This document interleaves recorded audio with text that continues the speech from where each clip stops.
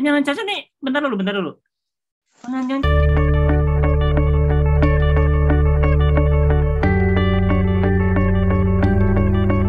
cacat maksudnya apa ini? Kan kayak hepatitis, kok bisa dinyatakan cacat itu apa? Maksudnya cacatnya dari mana ini? Nah, saya pun aneh gitu kan ya. Ternyata selama rawat di rumah sakit itu saya dikenalkan sama social worker, itu sosiawaka kalau di sini kan bahasa pekerja sosial. Sosial ya. Ternyata pekerja sosial di sini itu menawarkan kalau salah satu penyakit yang ada di saya derita ini itu salah satu penyakit yang berhubungan dengan imunitas gitu. Kekebalan imun. Kekebalan tubuh. Ya berarti kekebalan tubuh. Oh, berarti selain hepatitis berarti memiliki penyakit imun yang lain seperti itu. Iya, jadi ya itu yang toksoplasma. Yang toksoplasma itu emang menyerang ke imun kita yang semakin drop gitu. Jadi ya dapat Sintai Sogai Tecu tadi. Ya, itu ya dapat NICU gitu kan, ada IQ, NICU Nisang ya. Ya, gitu. Jadi ya dapat kelebihan banyak sekali sih ya punya Sogai saya ini. Saya cacat loh. Enggak, ini cacat mungkin ya karena penyakit yang nggak ada yang mau ya. Ya teman-teman juga jangan ini ya. Maksudnya di sini Sintai Soga itu bukan cacat ya bagian tubuh atau gerak yang lain ya. Ini mungkin dari imunitasnya itu tergolong dalam buku penyandang cacat ini ya. Tapi ini luar biasa bagus sekali ya, karena Mas Eka ini nggak malu menyebutkan bahwa dia cacat gitu ya. Cacat dalam artian di sini ya tadi yang imunitas ya. Luar biasa. Ya karena gini Kang, kalau saya sendiri saya di sini berani ngomong di YouTube-nya Kang Budi, ya emang ya saya nggak pernah ngerepotin orang, saya nggak pernah minta makan ke orang. Saya di sini hanya bisa berbagi, bisa sharing, mudah-mudahan orang bisa mengambil positif dari cerita saya dan itu menjadi amal ibadah saya sendiri gitu. Betul. Jadi saya nggak terlalu peduli sama omongan orang di luar sana. Ya keluarga saya juga tahu kalau saya udah sakit, saya dirawat di sini, mereka sudah tahu semua.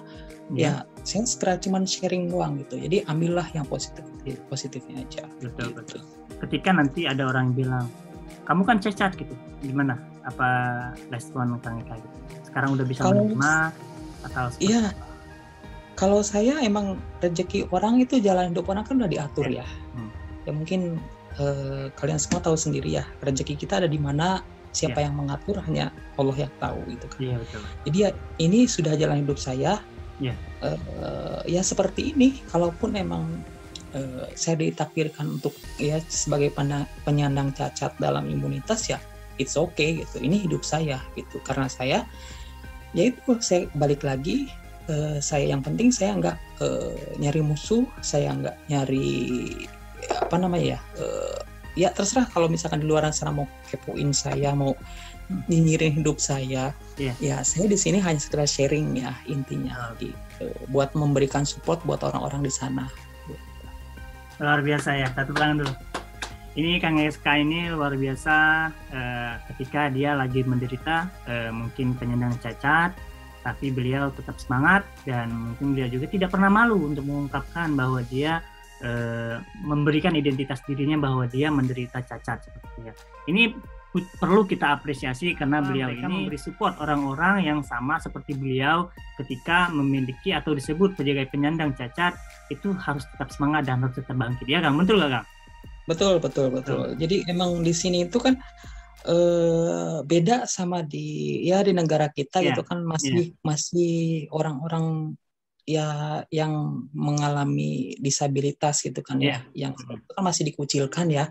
Kalau di sini nggak ada yang namanya dikucilkan ataupun ya membeda-bedakan orang ini punya penyakit, orang ini punya sakit parah, orang ini sakitnya ini, orang ini lebih ini gitu. Jadi kalau di sini lebih disamaratakan gitu. Normalisation ya. Ya, normalisation, benar. Ya, semua orang cacat dianggap itu beraktivitas layaknya seorang yang sehat gitu. Di Jepang kan seperti itu. Jadi orang yang orang yang cacat itu tidak boleh dibully ataupun dibilang pokoknya dikerjain tuh nggak boleh ya. Kayak dari fasilitas umum juga itu udah di mana-mana ditempel ya, tidak boleh ya. Iya, betul. Terus sekali. Dan ini gimana Kang Eka sekarang keadaannya sehat atau masih mengalami atau gejala-gejala yang lain ini? Ya, kalau sekarang sih alhamdulillah kondisi udah normal hampir. Saya masuk rumah sakit itu CD4, jadi imun saya itu dari 0, ya kan normalnya 300 itu saya imunnya cuma 5 gitu. Sekarang bentar Kang.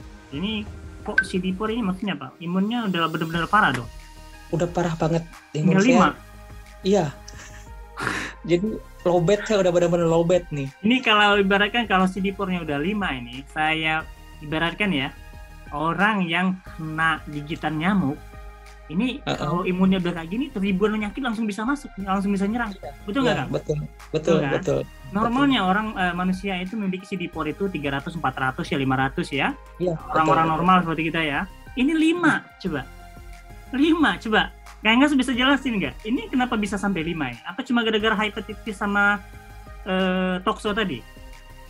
Ya, sensei dokter sini itu menjudge mendiagnosa saya seperti itu ya karena emang berhubungan dengan imunitas ya. Jadi imunitas saya lagi drop ditambah penyakit yang komplikasi lah ibaratnya. Jadi imunitas saya itu dihitung itu hanya 5 dalam tubuh itu. Jadi saya di situ ditenteki hari diinfus itu hampir 10 botol. 10 botol itu per hari atau gimana? Per hari. Ya, 10 botol hampir 10 botol. Terus dikasih obat minum, terus makan nggak masuk sedikit pun, setiap kali makan langsung muntah gitu kan, sampai saya dicek endoskopi, segala macam, di MRI, CT scan dan lain-lain, dicek ya imunnya emang nggak bisa menerima gitu. Jadi sebulan itu emang benar-benar masa saya paling drop banget. 2 bulan kemudian anti-stero, jadi udah sedikit stabil, dan di situ ya sampai sekarang alhamdulillah imun saya udah naik sampai 111 sih gitu. Alhamdulillah udah 111 dari 5, kayaknya luar biasa ya. Pengobatan di sini emang top banget. Dari 5 langsung bisa 100 sama 2 bulan itu luar biasa. Saya rasa ini mungkin ada hikmah ya Kang di balik ini semua. Menurut saya ya 5 itu udah luar biasa parah itu dan sekarang bisa lagi 100 itu menurut saya ini adalah mukjizat ya. Mungkin ada hikmah di balik ini semua. Kedepannya seperti apa mungkin ini nanti Kang Eka sendiri yang tahu ya mungkin ya nanti ya. Wah ini saya dengarnya aja merinding Kang gitu. Saya mendengar setelah perjalanan hidup ya. Emang dulunya di Jepang ya lama 5 tahun, balik lagi ke Indonesia dan butuh lagi balik lagi ke Jepang, dan pas sampai Jepang lagi nguliahin adik ya, mungkin kebutuhan keluarga juga masih ada, tiba-tiba ada sakit Kang ya. Iya betul. Dan sekarang juga mungkin lagi untuk kerja ini juga untuk bayar hutang Kang sebenarnya Kang ya. Betul di rumah sakit ya. Iya betul. Jadi bayar hutang. Ya mudah-mudahan Kang ini rezeki tetap ngalir di balik ini semua. Amin. Rezeki yang lain juga terus datang ke Kang Eka secara bertutur. Amin. Insya Allah. Ya. Amin. Ya. Mungkin ini ya Kang ya. Sesi kali ini cukup di sini aja. Mungkin nanti yang selanjutnya kita ngobrol-ngobrol lagi ke teman-teman juga ya, ikut ngobrol lah ibaratnya. Nah ini untuk Kang Eka mungkin bisa kasih motivasi buat teman-teman yang mungkin lagi sakit juga, mungkin lagi ada masalah di Jepang ini, coba Kang kasih motivasi atau enggak hitokoto lah dari Kang Eka untuk mereka yang sedang mengalami sakit juga atau pengalaman sama lah seperti Kang Eka. Oke, ya sedikit motivasi buat teman-teman di sana yang emang benar-benar mau ya merantau di negeri orang yang harus bisa menanggung segala resiko yang dihadapi sendiri gitu kan, yang kayak sakit dan lain-lain itu ya. Ibarat kata kalau misalkan dalam satu kata itu kita ambil 2 kata deh, doryoku sama kansha. Ya, kerja keras Nah, kerja keras dari diri kita sendiri, kita mau seperti apa, otomatis pasti proses itu berjalan dengan sesuai rencana kita. Kan kita harus bersyukur gitu. Iya, bersyukur apa yang didapat saat ini. Orang itu emang apa ya, pasti segalanya kurang kan ya. Kurang ya, selalu kurang. Manusia mah selalu kurang. Manusia selalu kurang. Jadi setelah yang saya dapatkan, ilmu yang saya dapatkan di sini itu dari pengalaman, saya belajar dari pengalaman sendiri, pengalaman hidup. Jadi ternyata saya kurang bersyukur. Nah, di sini setelah rawat kemarin, alhamdulillah rezeki itu nafas aja udah bersyukur banget, udah bisa sehat lagi aja udah bersyukur gitu. Jadi ya doryoku to kansha ka ichiban daiji da to omoimasu.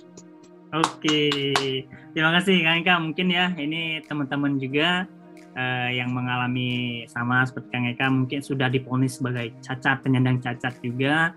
Mereka Kang Eka tetap semangat tadi ya, Kang Sa tetap bersyukur katanya meskipun di kondisi seperti ini. Dan ini menurut saya hal yang luar biasa ya. Jarang orang yang seperti ini ya. Sebenarnya manusia itu berubah ketika setelah diberi cobaan dan ujian. Itulah manusia. Betul seperti itu. Nah, makanya buat teman-teman juga ya, sebelum diuji, sebelum dicoba, siapkan dulu diri. Siap nggak nih kayak gini gitu. Ya Kang, harus siap kalau dikasih ujian, harus siap gitu kan ya. Betul. Untuk menyiapkan diri itu emang harus banyak dulu pengalaman. Dan dia persiapkan diri emang bener matang-matang dulu ya. Biar nanti nggak kalau orang lain mungkin udah bunuh diri Kang ya. Kayaknya sih. Ya, nah itu hal negatifnya ya. Apalagi di Jepang terkenal bunuh diri gitu ya. Itu. Iya. Nah, kalau orang yang belajar dari pengalaman seperti ini, mungkin belajar dari lihat video ini juga mungkin bisa lebih semangat, lebih bersyukur gitu ya. Dengan apa yang dirasakan atau diderita sekarang seperti itu ya. Ya Kang ya? Betul. Oke. Terima kasih buat Kang Eka waktunya hari ini. Mungkin nanti bisa kita sambung di waktu-waktu yang lain. Insya Allah ya. Kita cerita banyak lagi nih tentang pengalaman Kang Eka. Okay? Kita sharing lagi. Oke, terima kasih Thank you buat teman-teman. Thank you for watching. Assalamualaikum warahmatullahi wabarakatuh. Waalaikumsalam warahmatullahi wabarakatuh.